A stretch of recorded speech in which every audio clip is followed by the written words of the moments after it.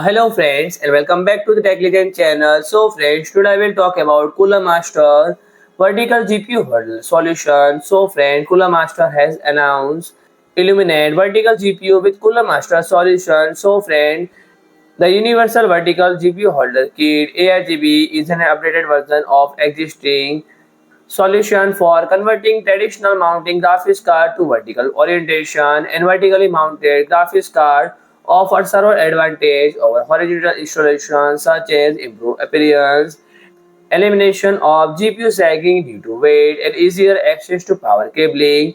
Unfortunately, not ever new case support vertical installation, but some include various cages that may allow user to convert their system to a vertical GPU mount, and this typically require PCIe slot to be empty to install the kit without issue, and this is one of the requirement for the Cooler Master kit as well. So friends, this bar can be rotated 270 either to be show more lightning or just add two smaller strips. There is no requirement to connect the holder to the aRGB header, but in that case one might consider the non-aRGB version which has already been available from Cooler Master for some time. So friend, if you like my video, please do like, share and comment, and don't forget to subscribe my channel and press the bell icon.